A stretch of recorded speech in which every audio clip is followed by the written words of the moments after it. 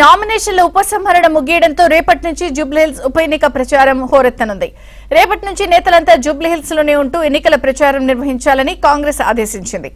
ఇటు సిట్టింగ్ స్థానాన్ని కాపాడుకోవాలని భావిస్తున్న బీఆర్ఎస్ ప్రచార బాధ్యతలను కేటీఆర్, హరీష్ రావుకు అప్పగించారు కేసీఆర్. బీజేపీ కూడా రేపటి నుంచి ఎన్నికల ప్రచారాన్ని ముమ్మరం చేయనుంది. కిషన్ రెడ్డితో పాటు బండి సంజయ్ ఎంపీలు, ఎమ్మెల్యేలకు బాధ్యతలు అప్పచెప్పారు.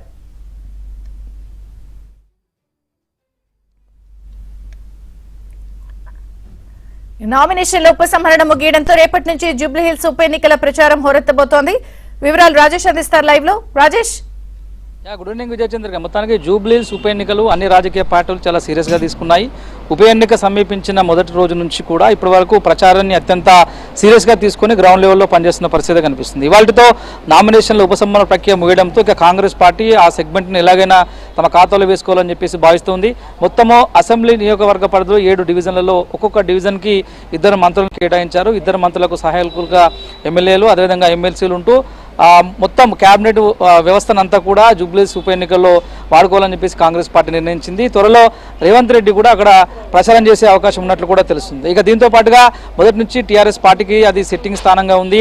గతంలో కూడా టీఆర్ఎస్ పార్టీ గెలిచింది. ఎలాగైనా టీఆర్ఎస్ పార్టీ సిట్టింగ్ స్థానాన్ని హైదరాబాద్లో మరోసారి తన పట్టు నిలుపుకోవడం కోసం బీఆర్ఎస్ పార్టీ చాలా తీవ్రంగా ప్రయత్నం చేస్తుంది. అదే సమయంలో కాంగ్రెస్ కూడా హైదరాబాద్లో కాంగ్రెస్ పార్టీకి పెద్ద పట్టు లేనటువంటి ప్రచారం ఉంది కాబట్టి తన ఖాతాలో వేసేందుకు ఒకవైపు కాంగ్రెస్ పార్టీ, మరొకవైపు టీఆర్ఎస్ పార్టీ కూడా ప్రయత్నం చేస్తుంది. ఈ సిట్టింగ్ స్థానాన్ని ఎలాగైనా టీఆర్ఎస్ పార్టీ తన ఖాతాలో వేసుకునే ఇప్పటికే వ్యూహరచన చేశారు. దీనికి సంబంధించి నిన్న ఫామ్ హౌస్లో పార్టీ అధినేత కేసీఆర్, హరీష్ రావు, కేటీఆర్లకు డైరెక్షన్ చేశారు. ఇతర పార్టీ నేతలందరికీ కూడా డైరెక్షన్ చేశారు. రేపటి నుంచి నందినగర్లోనే ఉంటూ కేసీఆర్ జూబ్లీహిల్స్ ఎన్నికల ప్రచారాన్ని దగ్గరుండి నేరుగా పర్యవేక్షించే అవకాశం ఉన్నట్లు కూడా తెలుస్తుంది. అదే సమయంలో భారతీయ జనతా పార్టీ కూడా ఎన్నికలను అత్యంత సీరియస్గా తీసుకుంది. సికింద్రాబాద్ పార్లమెంట్ పరిధిలో ఉన్నటువంటి అసెంబ్లీ సెగ్మెంట్ కాబట్టి అది కేంద్ర మంత్రి కిషన్ రెడ్డి పరిధిలో ఉన్న పార్లమెంట్ పరిధిలో ఉన్నటువంటి అసెంబ్లీ సెగ్మెంట్ అన్ని తానై మొదటి నుంచి కూడా కిషన్ రెడ్డి వివరిస్తున్నారు. పార్టీ అభ్యర్థి ఎంపిక నుంచి మొదలు ప్రచారాన్ని దగ్గరుండి సమన్వయం చేసుకునేటువంటి అంశం వరకు కూడా కిషన్ రెడ్డి అన్ని తానై వివరిస్తున్నారు. గోవా, ఉత్తరప్రదేశ్ ముఖ్యమంత్రులు కూడా ప్రచారంలో పాల్గొనేలాగా ఇప్పటికే భారతీయ జనతా పార్టీ కార్యాచరణ సిద్ధం చేసింది.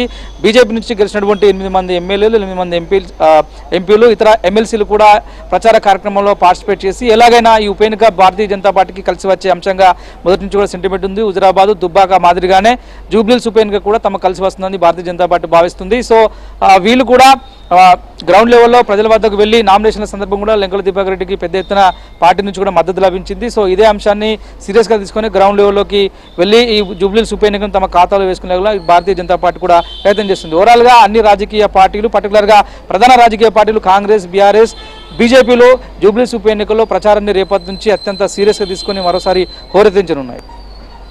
Okay Rajesh, thank you.